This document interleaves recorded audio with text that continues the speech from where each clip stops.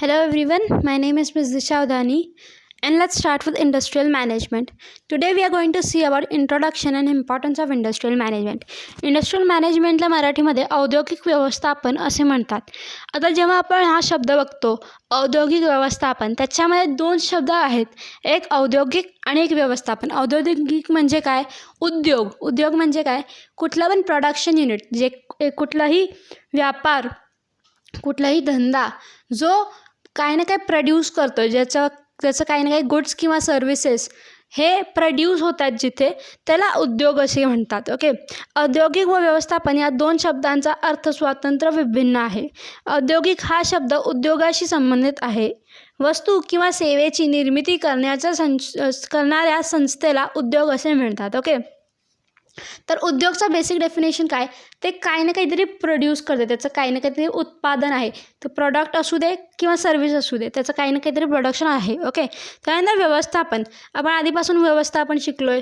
व्यवस्थापन म्हणजे काय?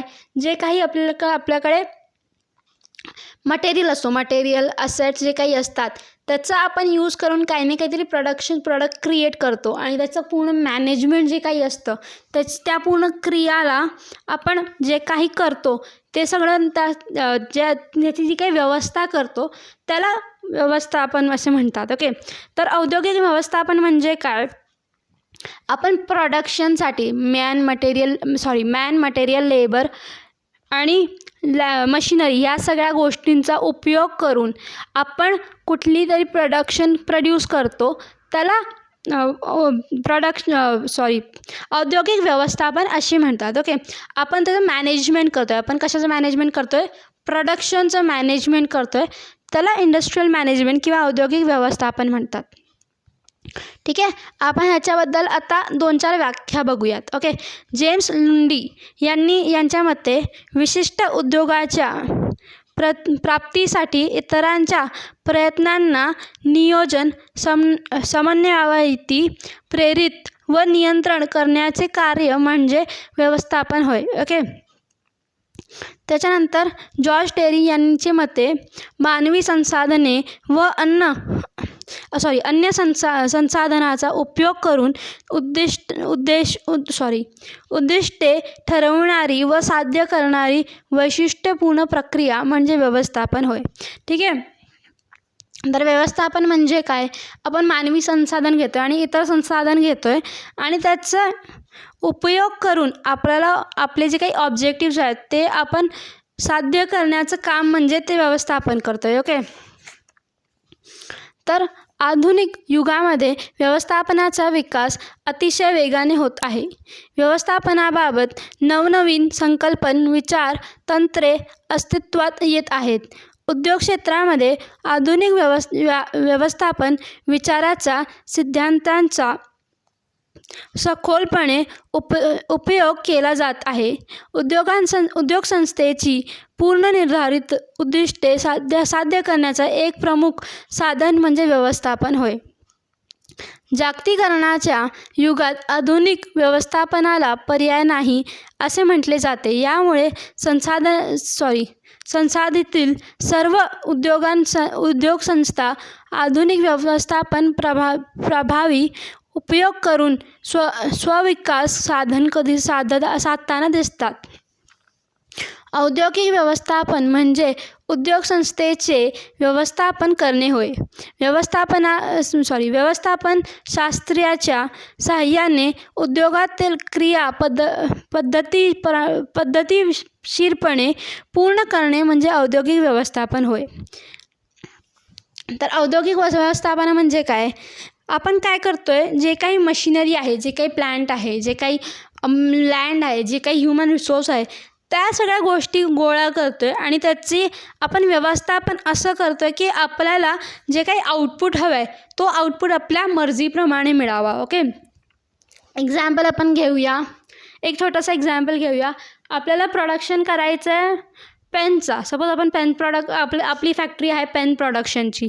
तर आपण ह्याच्यामध्ये काय करतो आहे? आपण वेगवेगळ्या मशिनरीज घेतो आहे, एक लँड घेतो जिथं आपण ते मशिनरी ठेवून त्याचे प्रोडक्शन करणार. त्यानंतर आपण रॉ मटेरियल्स घेतो. रॉ मटेरियल्स किंवा कच्चा माल म्हणजे काय येणार? त्याच्यामध्ये प्लास्टिक येणार, इंकसाठी लागणारे जे काही साहित्य आहे ते सगळं ते सगळं साहित्य येणार. मग पेनची जी काही नेप असते त्याच्यासाठी मेटल आणि येणार, त्याच्यासाठी वेगवेगळे मोल्ड्स येणार. या सगळ्या गोष्टी आपण रॉ मटेरियल्स घेतो आहे. आणि ह्युमन रिसोर्स घेतो आहे. ह्युमन रिसोर्स म्हणजे काय? ह्युमन रिसोर्स म्हणजे मानवी संसाधन घेतो आहे आपण. आणि या सगळ्या गोष्टी वापरून आपण पेनचं प्रोडक्शन करतो आहे. तर आपलं टार्गेट काय आहे? पेन प्रोड्यूस करणे. आणि आपण मानवी व अन्य संसाधन घेऊन त्याचं प्रोडक्शन करतो आहे.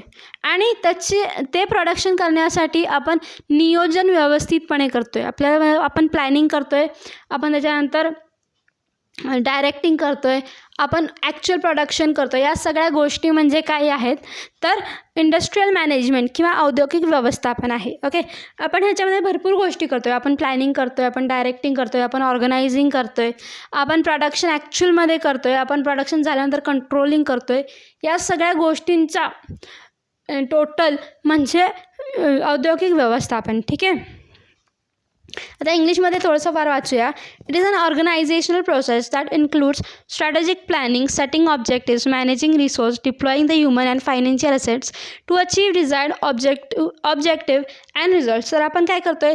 जे काही मॅनेजमेंटचे टूल्स आहेत, जे काही व्यवस्थापनाचे आपल्याकडे असलेले संसाधन आहेत, ते सगळे आपण वापर करून आपल्याला जे काही आउटपुट हवं आहे, आपल्याला जे काही काय म्हणू शकतो, आपलं जे काही टार्गेट आहे ते पूर्ण करण्यासाठी आपण व्यवस्थापनाची मदत घेतो आहे. आणि आपल्या इंडस्ट्रीमध्ये तो वापरून आपल्याला जो काही डिझायर्ड आउटपुट आहे तो आपण डिझायर्ड आउटपुट घेतो आहे. ठीक आहे, नेक्स्ट बघूया इम्पॉर्टन्स ऑफ इंडस्ट्रियल मॅनेजमेंट, औद्योगिक व्यवस्थापनाचे महत्त्व. तर आपण औद्योगिक व्यवस्थापनाचे महत्त्व बघू. पहिला पॉईंट आहे ऑप्टिमम युटिलायझेशन ऑफ रिसोर्सेस. म्हणजे काय? जे काय आपल्याकडे साधन आहेत त्याचा पुरेपूर उपयोग करणे. तर ह्याच्यासाठी महत्त्व काय आहे? आपल्या इंडस्ट्रियल मॅनेजमेंट ह्याच्यासाठी महत्त्वाचं काय आहे? कारण जेव्हा आपलं प्लॅनिंग व्यवस्थित असेल, जेव्हा आपलं संकलन जे काय आहे अचूक असेल, तेव्हा आपल्याला पूर्णपणे जे काही आपल्याकडे संसाधन आहे त्याचा पूर्णपणे वापर करता येतो. माणूस झाला, कच्चा माल झालं, यंत्रसामग्री झाली, हत्यारे झाले, उपकरण झाले, जमीन झाली, इमारती झाल्या. या सगळ्या गोष्टींचा पुरेपूर उपयोग करण्यासाठी आपण औद्योगिक व्यवस्थापनाची मदत घेतो. ओके, त्याच्यानंतर आहे प्रोडक्ट रिसर्च अँड डेव्हलपमेंट, वस्तू संशोधन व विकास. ग्राहकांच्या अपेक्षा, आकांक्षा, आवडीनिवडी सतत बदलत असतात. ग्राहक वर्ग नेहमी नवनवीन वस्तूंकडे आकर्षित होत असतो. बदल्यात फॅशनप्रमाणे ग्राहकांच्या मागणीही बदलत राहतात. यामुळे उद्योगांना वस्तू संशोधन व विकासाची प्रक्रिया अविरत सुरू ठेवावी लागते. वस्तू संशोधनामध्ये पूर्णतः नवीन वस्तूची शोध घेणे किंवा वस्तूच्या विविध गुणवैशिष्ट्यांपैकी एक किंवा काही गुणवैशिष्ट्य बदल करणे अभिप्रेत आहे. तर वस्तू विकासामध्ये वस्तू संशोधनाला मूर्त स्वरूप देणे व वस्तूची उपयुक्तता वाढवण्यासाठी वस्तूच्या गुणवत्तेमध्ये सतत सुधारणा करणे अभिप्रेत आहे. व्यवस्थापन शास्त्राच्या मदतीने वस्तू संशोधन व विकास कार्य केल्यास या कार्याची अचूकता वाढते. ओके, ह्याच्यामध्ये काय दिलं आहे? तर आपल्याला वस्तूसाठी संशोधन व विकास जे काही करायचं आहे ह्याच्यासाठी आपल्याला औद्योगिक व्यवस्थापनाची खूप मोठी मदत मिळते. जेव्हा आपल्याला माहिती आहे आपण प्रोडक्शन कसं करतो आहे, आपण कुठल्या स्टेप्स कुठं फॉलो करतो आहे, आपण कुठली स्टेप्स कुठे जात आहे, आपली प्रोसेस एक्झॅक्टली कशी आहे. जेव्हा आपल्याला या औद्योगिक व्यवस्थापनामुळे नीट कळतं तेव्हा आपल्याला कळून येतं की आपण कुठं चेंज करू शकतो आपल्या प्रॉडक्टमध्ये, किंवा आपल्याला जर नवीन प्रॉडक्ट अजून ॲड करायचं आपल्या प्रोडक्शनमध्ये तर आपण कुठं ते ॲड करू शकतो, कसं ते ॲड करू शकतो. या सगळ्या गोष्टींमधचं संशोधन, नवीन वस्तूंचं संशोधन किंवा विकास करण्यासाठी हे जे काही औद्योगिक व्यवस्थापन आहे हे आपल्याला खूप मदत करत असतं. नेक्स्ट आहे एम्प्लॉई रिक्रुटमेंट किंवा कर्मचारी नियुक्ती. आधुनिक युगात व्यवसायातील मानवी घटक अतिशय महत्त्वाचा आधुनिक युगात व्यवसायातील मानवी घटकास अतिशय महत्त्व प्राप्त झाले आहे. कर्मचाऱ्यांना व्यवसायाचे एक महत्त्वाचे संसाधन समजले आहेत. कर्मचाऱ्यांच्या सहकार्यावर व निष्ठेवर संघटनेचे यश अवलंबून असते. याची सर्व घटकांना जाणीव झाली आहे. यामुळे कर्मचाऱ्यांची भरती व निवड अतिशय काळजीपूर्वक व विचारपूर्वक करावी लागते. उद्योजक कर्मचारी भरती व निवडच्या क्रियेचे अचूक नियोजन, संघटन, निर्देशन व नियंत्रण करून व्यवसाय संस्थेस योग्य व पात्र कर्मचारी प्राप्त करू शकते. ओके, तर औद्योगिक व्यवस्थापनामुळे आपल्याला एक्झॅक्टली माहिती असावं आपल्याला जे काही एम्प्लॉईज हवेत ते कुठल्या लेवलचे हवेत, त्यांचं एज्युकेशन काय हवं आहे, त्यांचे स्किल सेट्स काय हवेत, आपल्याला किती तास कुठला एम्प्लॉईचं मदत लागणार आहे, या सगळ्या गोष्टी आपण औद्योगिक व्यवस्थापनामुळे आपल्याला नीट माहिती असते. तर जेव्हा आपण कर्मचारीची नियुक्ती करतो, जेव्हा आपण रिक्रूट करतो एम्प्लॉईज, तेव्हा आपल्याला माहिती असतं की आपल्याला कुठल्या लेवलचा एम्प्लॉई हवा आहे, आपल्याला ब्लू कॉलर एम्प्लॉईज किती हवेत, आपल्याला व्हाईट कॉलर एम्प्लॉईज किती हवेत, कुठल्याला किती क्वांटिटी हवे, कुठल्याला किती क्वांटिटी हवे, कुठल्याला किती स्किल सेट्स हवेत, कुठल्याला किती स्किल सेट्स हवेत, या सगळ्या गोष्टी आपल्याला औद्योगिक व्यवस्थापनामुळे माहीत असतात डिटेलमध्ये. आणि त्याच्यामुळे आपल्याला जे काही एम्प्लॉईज रिक्रूट करताना किंवा कर्मचारी नियुक्ती करताना आपल्याला एक्झॅक्टली कळून येते की आपल्याला कशी आणि कुठल्या प्रकारचे कर्मचारी पाहिजे. आणि त्याच्यामुळे आपल्याला चांगले आणि असे कर्मचारी मिळू शकतात जे आपल्या जे काही टार्गेट असेल ते प्राप्त करण्यात आपल्याला मदत करू शकतात. ओके, नेक्स्ट आहे एम्प्लॉई डेव्हलपमेंट किंवा कर्मचारी विकास. कर्मचारी विकासातून व्यवसाय विकास या तत्त्वाचं महत्त्व उद्योजकांना पटलं आहे. तर जेव्हा आपलं एम्प्लॉई किंवा कर्मचारी विकसित होतो तेव्हा आपली कंपनी विकसित होते. आजकाल टेक्नॉलॉजी भरपूर चेंज होती आहे, तर टेक्नॉलॉजीप्रमाणे आपल्याला कंपनीज पुढं चेंज करावे लागतात आणि त्या टेक्नॉलॉजीच्या स्किलसेट्स बरोबर आपले एम्प्लॉईज मॅच झाले पाहिजे. तर जेव्हा आपण आपल्या एम्प्लॉईजला आत्ताच्या युगाच्या टेक्नॉलॉजीबरोबर मॅच करतो तेव्हा आपली कंपनीसुद्धा एम्प्लॉई डेव्हलप झाल्यामुळे आपली कंपनीसुद्धा डेव्हलप होत असते.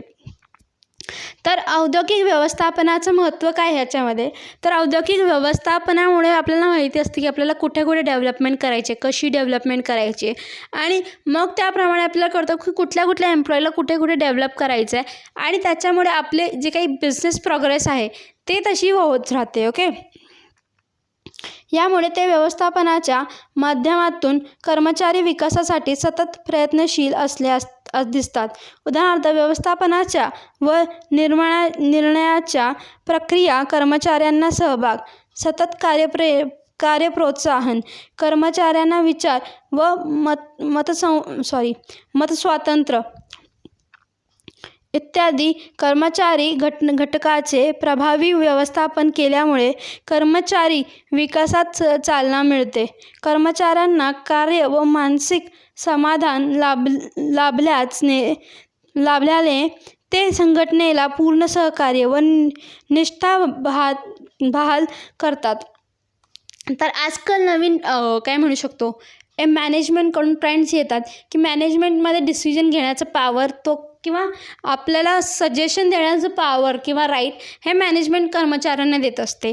जे काही लोक जे ॲक्च्युअल प्रोडक्शन करतात, जे काही ॲक्च्युअली मशिनरीवरती वर्क करतात, त्यांना मॅनेजमेंट डिसिजन्समध्ये थोडंफार पार्ट देण्याचं काम आजकाल औद्योगिक व्यवस्थापनामध्ये चालू आहे. त्याच्यामुळे काय होते, तर बेसिक जो काही प्रोडक्शनच्या वेळेस प्रॉब्लेम्स असतात ते मोठ्या म्हणजे जे काही CEOs वगैरे असतात कंपनीचे त्यांना कळून येते, ते मॅनेजर्सला कळून येते आणि त्याप्रमाणे चेंजेस होऊ शकतात. किंवा जेव्हा आपल्याला नवीन आयडियाज हवे असतात, प्रॉडक्ट कसा चेंज करायचा, कुठे चेंज करायचा, तर त्यांचे जेव्हा कुठलाही चांगला सल्ला येईल तेव्हा ते डेव्हलप होऊ शकतो. ह्याच्यावरती एक छान एक्झाम्पल आहे, रिअल लाईफ एक्झाम्पल आहे. तर कोलगेट कंपनी खूप वर्षांपूर्वी त्यांचं प्रोडक्शन खूप चांगलं चाललं होतं, पण त्यांचं आउटपुट वाढत नव्हतं. त्यांचे जे काही प्रॉडक्ट आहे त्याच्यात डिमांड वाढत नव्हती. त्यांना जो काही सेल आहे तो कॉन्स्टंट होत होता. तर ह्याच्यासाठी खूप डोकं लावलं CEO लोकांनी की काय करायचं, कसं करायचं. तर एका ड्रायव्हरने, CEOच्या ड्रायव्हरने त्यांना सजेशन दिले की सर, जर तुम्ही जो काही होल असतो ज्याच्यातून टूथपेस्ट बाहेर येते, त्याला जर तुम्ही थोडंसं वाढवलं तर जो काही युजेज होणार आहे ते टूथपेस्टचा तो ॲटोमॅटिकली वाढणार. आणि तो ॲटोमॅटिकली युजेज वाढलं की जो काही डिमांड आहे ती हळूहळू वाढत राहणार. आणि हा सजेशन ॲक्च्युअलमध्ये कंपनीने यूज केला आणि त्याच्यामध्ये ॲक्च्युअलमध्ये डिमांडची जी काही ग्राफ आहे ते वरती घेत गेले. तर सेल्सचा जो काही ग्राफ होता तो वरती जात गेला. तर अशा प्रकारे आजकालच्या कंपन्यांना माहिती आहे की जर आपण कर्मचाऱ्यांकडनं त्यांचा फीडबॅक घेतला किंवा कर्मचाऱ्यांकडनं त्यांचे ओपिनियन घेतले तर आपल्याला काही ना काही नवीन मार्ग मिळू शकतो आणि आपण कुठे ना कुठेतरी प्रोग्रेस करू शकतो. ठीक आहे. नेक्स्ट आहे ह्युमन रिसोर्स रिलेशन मॅनेजमेंट. कर्मचारी मालक व्यवस्थापन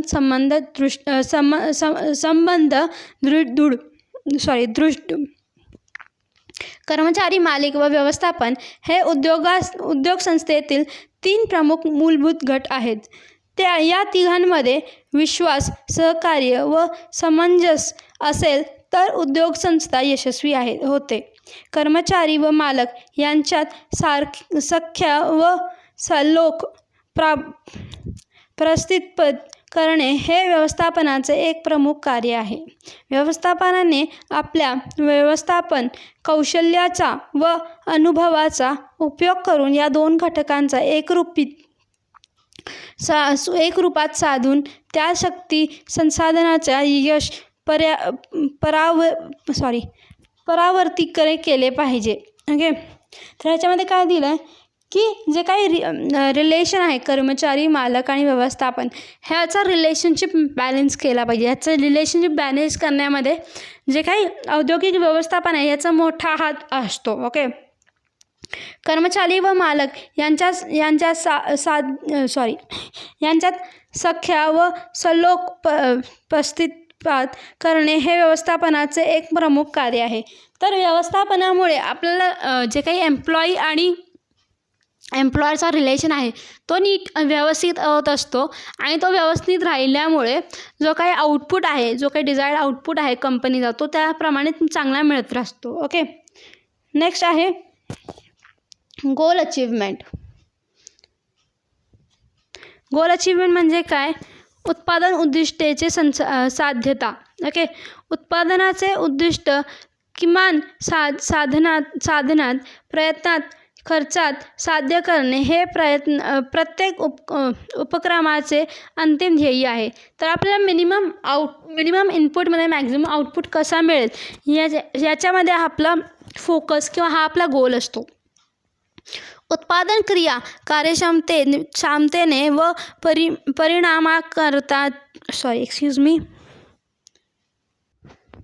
तर ह्याच्यामध्ये काय पॉईंट दिलेला आहे की आपला जो काही गोल आहे तो अचीव करण्याचा किंवा टार्गेट जो काय आहे किंवा उत्पादन उद्दिष्टांची साध्यता करण्याचं काम आपल्याला ह्याच्यामध्ये औद्योगिक व्यवस्थापन खूप मदत करते. कारण मॅनेजमेंट म्हणजे काय किंवा व्यवस्थापन म्हणजे काय? प्लॅनिंग करणे, ऑर्गनायझिंग करणे, डायरेक्टिंग करणे आणि त्याच्यामुळे जो काही फायनल आउटपुट येणार आहे तो आपल्या जे काही गोल्स आहेत त्याप्रमाणे येणे हेच त्याचं काय म्हणू शकतो सोल किंवा हेच त्याचं मुख्य कार्य असं म्हणू शकतो. आणि आपल्याला जर टार्गेट अचीव करायचं, जर आपल्याला कुठलाही गोल अचीव करायचं आहे किंवा उत्पादन उद्दिष्ट साध्य करायचं आहे तर या मॅनेजमेंटची गरज पडते. कारण मॅनेजमेंटमुळे आपल्याला अचूक प्लॅनिंग करता येते, अचूक नियोजन करता येतो, अचूकपणे त्याची निर्णय घेता येतात, त्याच्यावरती अचूकपणे आपण कंट्रोल करू शकतो, त्याचं अचूक प्लॅनिंग करू शकतो, ऑर्गनायझिंग करू शकतो. त्याच्यामुळे आपला जो काही आउटपुट येणार आहे तो आपल्या डिझायर जो काय आहे तोच येणार आहे. ओके. त्यानंतर आहे कॅपिटल फॉर्मेशन किंवा भांडवल उभारणी. ओके. भांडवल उभारणी हे उद्योग संस्थेचा एक प्राथमिक व मूलभूत कार्य आहे. उद्योगाचे स्वप्न, कल्पना प्रत्यक्षात येण्यासाठी पुरेशी भांडवलाची आवश्यकता असते. आवश्यक ते इतकेच भांडवल किमान खर्चात संपादन करण्यासाठी आर्थिक योजना आणावी लागते.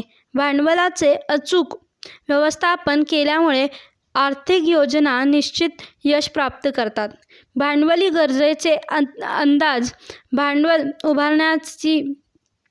उभारणीच्या मार्ग निवड, भांडवलीची रचना, भांडवलाचे प्रबंधन ही सर्व कार्य प्रभावी वित्त व्यवस्थापनामुळे कार्यक्षमतेमध्ये पूर्ण होते. ओके, तर भांडवल उभारणी म्हणजे काय?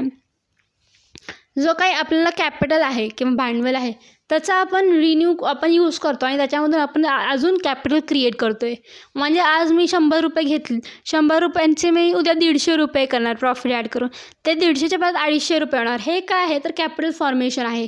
तर आपण प्रॉफिट ॲड करून आपला काही जो काही ऑर्गनायझेशन आहे, आपली जी काही संस्था आहे त्याची डेव्हलपमेंट करणे म्हणजे आपण कुठंतरी यशस्वी होते. जर आपण लॉसमध्ये जात असेल तर उद्या आपली कंपनी बंद पडेल. तर भांडवलाची काही उभारणी आहे ह्याच्यामध्ये महत्त्वाचं काम कोणाचं आहे तर औद्योगिक व्यवस्थापन. कारण औद्योगिक व्यवस्थापनामध्ये आर्थिक व्यवस्थापन पण येत असते. म्हणजे काय एक्झॅक्टली तर आपण जेव्हा भांडवल उभारवतो तेव्हा आपण कुठल्या वेजनी करतो. आपण शेअर्स घेतो, डिबेंचर्स घेतो, लॉंग टर्म लोन घेतो, शॉर्ट टर्म लोन घेतो, या सगळ्या गोष्टी आपण बघत असतो. ठीक आहे. त्यानंतर जेव्हा आपल्याला प्रॉफिट होतो तो प्रॉफिट आपण कुठं इन्व्हेस्ट करणार? आपण रॉ मटेरियलमध्ये इन्व्हेस्ट करणार किंवा आपण फिक्स्ड असेट्स घेणार किंवा आपण करंट असेट्स घेणार, या सगळ्या गोष्टीचा विचार करणे, या सगळ्या गोष्टींबद्दल व्यवस्थापन करणे हा एक मुख्य कार्य असतो औद्योगिक व्यवस्थापनाचा. आणि त्याच्याने जर आपण प्रॉपर करेक्ट वे फॉलो केली तर आपला जो काही भांडवल आहे ती चांगल्या प्रकारे उभं राहू शकते आणि आपला जो काही व्यापार आहे तो चांगला मोठा दीर्घ काळापर्यंत चालू शकतो. ठीक आहे. नेक्स्ट आहे रॉ मटेरियल मॅनेजमेंट. संग्रहण व मालासाठी नियंत्रण. रॉ मटेरियल मॅनेजमेंट म्हणजे काय? जो काही कच्चा माल आहे त्याचं व्यवस्थापन करणे. त्या कच्च्या मालाचं व्यवस्थापन काय करायचं असतं? आपण कच्चा माल घेतो आणि त्याचं आपण प्रोडक्शन करतो, झाली गोष्ट. असं नाही, ह्याच्यामध्ये अजून डीपमध्ये आहे भरपूर गोष्टी. म्हणजे काय येऊ शकतं की आपल्याला जर कुठला कच्चा माल घ्यायचा आहे तर कुठून जेव्हा आपण कच्चा माल घेतो तर त्या व्यापारीकडून आपल्याकडे येण्यासाठी किती दिवस लागतात आणि त्याच्यावरती प्रोडक्शनसाठी किती दिवस लागतात, या सगळ्या गोष्टींचं आपण व्यवस्थापन करणार आहोत. म्हणजे एक्झाम्पल घेऊयात, बटाटो चिप्सचं एक्झाम्पल घेऊयात. सपोज आपण लेस कंपनीचं एक्झाम्पल घेऊयात. ओके, तर बटाट्याचं काही प्रोडक्शन आहे ते कोण करतात तर शेतकरी करतात. ठीक आहे. तर शेतकरी जेव्हा प्रोडक्शन करतात तेव्हा त्यांना काय म्हणू शकतो आपण 4 महिने लागतात ॲव्हरेज बटाट्याचं प्रोडक्शन होण्यासाठी. तर 4 महिने आधी आपण ऑर्डर द्यावी लागते आपल्याला बटाट्याची. तर ते प्रॉपरली ग्रो होऊन आणि चांगली बेस्ट क्वालिटी बघून ते कंपनी ॲक्सेप्ट करत असते. ठीक आहे. तर त्याच्यावरती प्रोडक्शनसाठी किती दिवस लागतात? सपोज आपण घेऊया एका दिवसामध्ये आपण 100 किलो बटाट्यांचं प्रोडक्शन करत असतो. 100 किलो बटाट्यांपासून आपण चिप्स तयार करत असतो. ओके, तर आपल्याला दिवसामध्ये आपल्याला डिमांड काय आहे? आता रेग्युलर महिना चालू आहे तर आपल्याला एवढी जास्त डिमांड नाही आहे. पण जेव्हा सुट्टीचा महिना येतो, जेव्हा टुरिझम वगैरे वाढते किंवा सहल वगैरे जास्त असतात तेव्हा डिमांड जी काय आहे ती चिप्सची ती वाढणार आहे.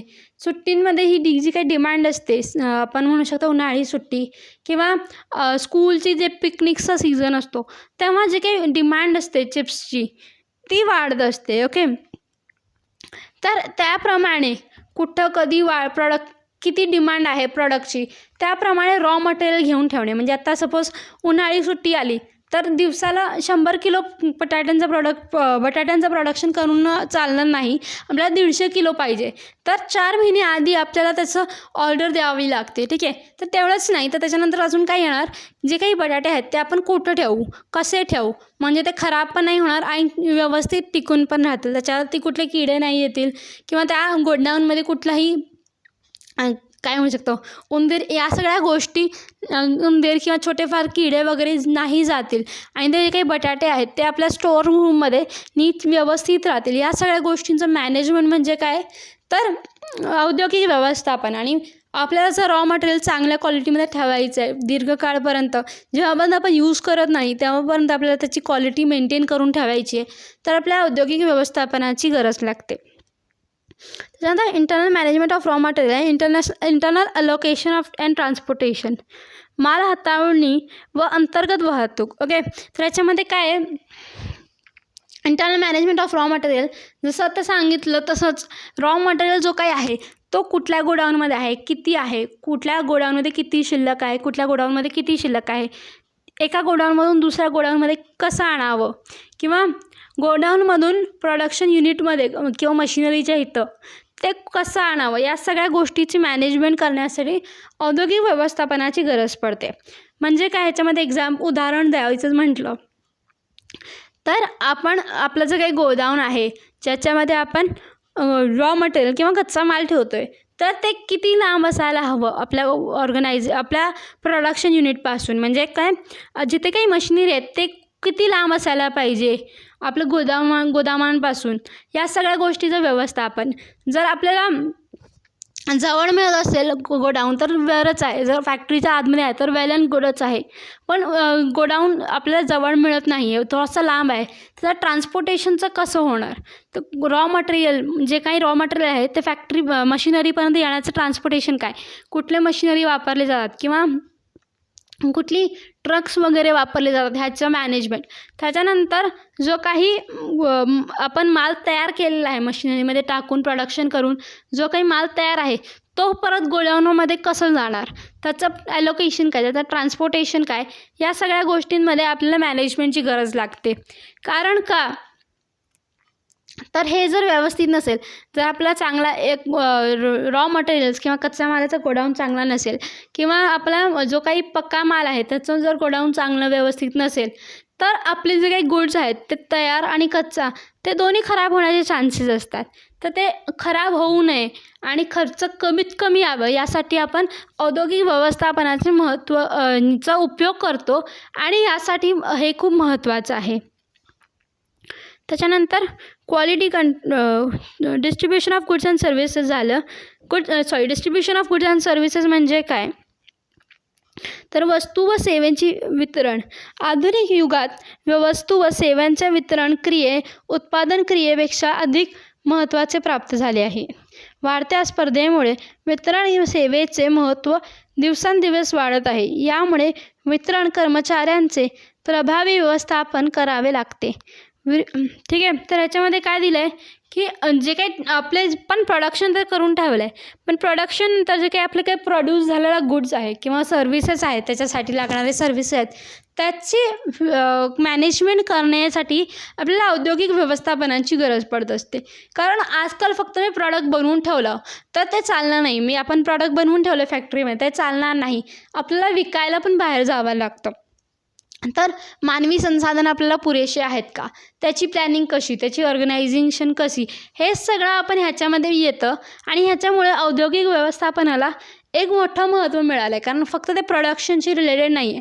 त्याच्यानंतर प्रोडक्शननंतर जो काही बाहेर जाण्याचा क्रिया आहे, आपल्या फॅक्टरीमधून बाहेर जाण्याची जी काही क्रिया आहे त्याला महत्त्व दिलं गेलेलं आहे. कारण प्रोड्यूस करून उपयोगच नाही जर तुमचं काही सेल होणारच नसेल. ठीक आहे,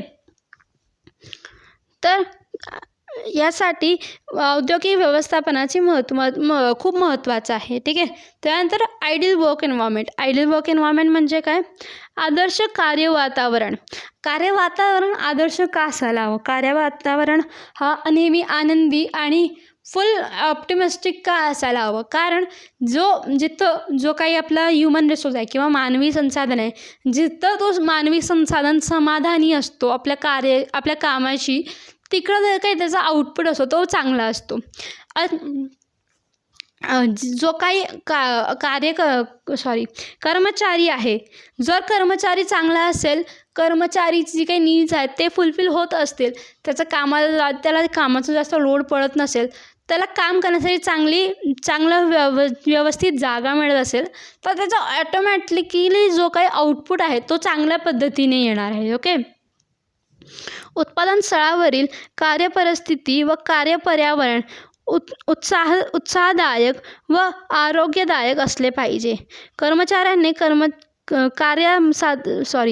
कार्यसमाधान, कार्यक्षमता, पर्यायाने संघटनाची कार्यक्षमता योग्य कार्यस्थितीवर अवलंबून असते. तर जो काही आउटपुट आहे तो करंट प्लेसवरती पण डिपेंडंट असतो. म्हणजे ज्या कुठल्या प्लेसवरती ते काम करतात तो नीट स्वच्छ आहे का नाही, तिकडे आनंदी वातावरण आहे का नाही, तिथं जे काही मॅनेजर किंवा आपले सिनियर आहेत ते 100 वेळा ओरडत नाही आहेत ना, ते आम्हाला काम करण्यासाठी खूप प्रेशर मागून येत नाही आहे ना. त्यानंतर काम करण्यासाठी वातावरण मध्ये जो काही वारा आहे तो वारा चांगला आहे ना, त्याच्यामध्ये गुदमरत वगैरे नाही आहे. या सगळ्या गोष्टी जे आहेत जेव्हा हे चांगले असतात, हे जेव्हा व्यवस्थित असतात, जिथं काम करण्यामध्ये उत्सुकता येते तेव्हा काम चांगला होतो. तेव्हा जो काही आउटपुट येणार आहे कर्मचाऱ्यांचा तो चांगला येणार आहे. आणि त्याच्यासाठी जो काही पर्यावरण आहे कार्याचं ते महत्त्वाचं ते आदर्श असणे हे महत्त्वाचं आहे. आणि त्याच्यासाठी आपल्याला औद्योगिक व्यवस्थापनाची गरज लागते.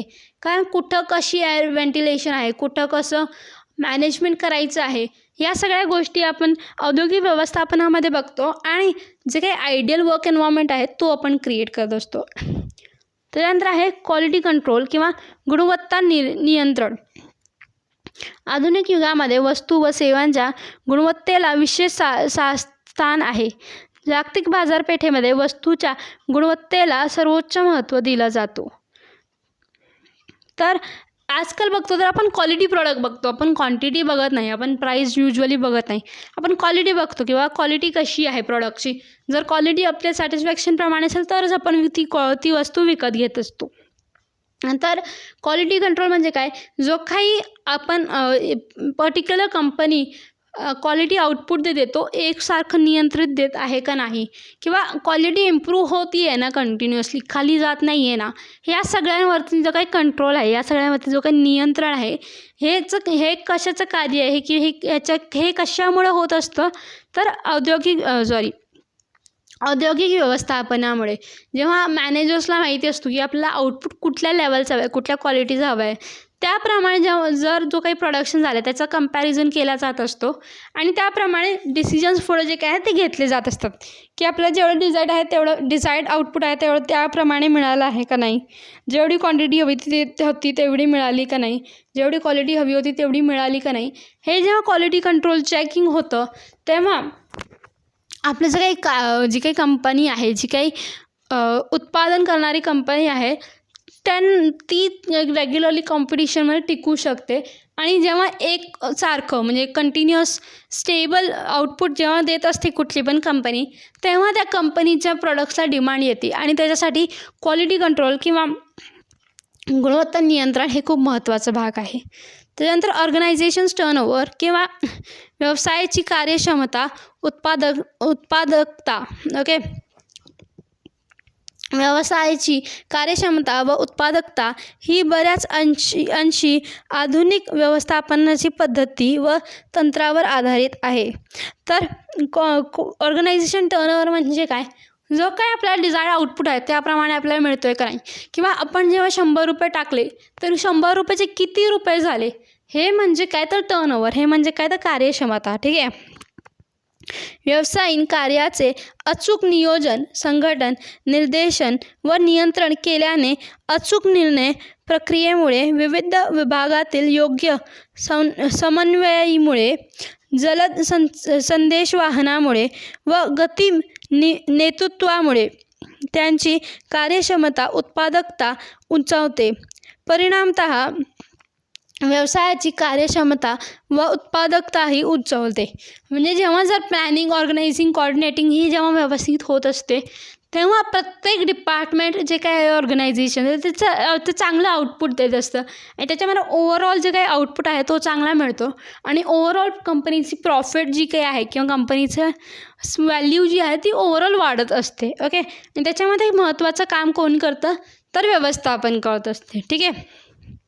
ह्याच्यानंतर ऑर्गनायझेशन डेव्हलपमेंट एक्सपान्शन किंवा व्यवसाय विकास व विस्तार. व्यवसाय विस्तार व विकास. प्रभावी व्यवस्थापन हे व्यवसाय विकास व विस्ताराचे एक मूलभूत साधन आहे. आधुनिक व्यवस्थापन विचाराचा संकल्पनाचा अवलंबन करून उत्पादन संसाधनाचा कमाल वापर व उत्पादन खर्चाचा बचत करणे शक्य होते. उदाहरणार्थ व्यूहरचनात्मक व्यवस्थापन, उद्दिष्ट व्यवस्थापन इत्यादी. थोडक्यात कुशल व्यवस्थापनामुळे व्यवसायाच्या लाभक्षमतेत वृद्धी होते. पर्यायाने व्यवस्थापनाचे विस्तार व विकास होते. तर जेव्हा मॅनेजमेंट चांगली असते तेव्हा कंपनीची ग्रोथ होत असते किंवा कंपनीचे डेव्हलपमेंट आणि एक्सपान्शन होत असतो. जेव्हा आपण कमीत कमी इनपुटमध्ये मॅक्झिमम आउटपुट जेव्हा घेतो किंवा आपलं जे काही उत्पादन खर्च आपण बचत करतो, आपण चांगली प्लॅनिंग करून, चांगली ऑर्गनायझिंग करून, चांगलं कंट्रोलिंग करून, तेव्हा आपली जी काही बचत होते त्याच्यामध्ये आपण डेव्हलपमेंट करू शकतो, त्याच्यामध्ये आपण एक्सपान्शन करू शकतो. तर जेव्हा आपलं जे काही व्यवस्थापन आहे जेव्हा ती चांगली असेल तेव्हा कंपनीचा जो काही आउटपुट आहे तो मॅक्झिमम मिळणार आहे. कंपनीचा आउटपुट मॅक्झिमम मिळाल्यावर आपले जे काही प्रॉफिट आहे ते प्रॉफिट आणि सेल्स आहेत ते इन्क्रीज होणार आणि ते इन्क्रीज झाल्यानंतर आपल्या ऑर्गनायझेशनची ओव्हरऑल डेव्हलपमेंट होऊ शकते आणि त्याचे एक्सपान्शन होत असते. ठीक आहे, थँक्यू.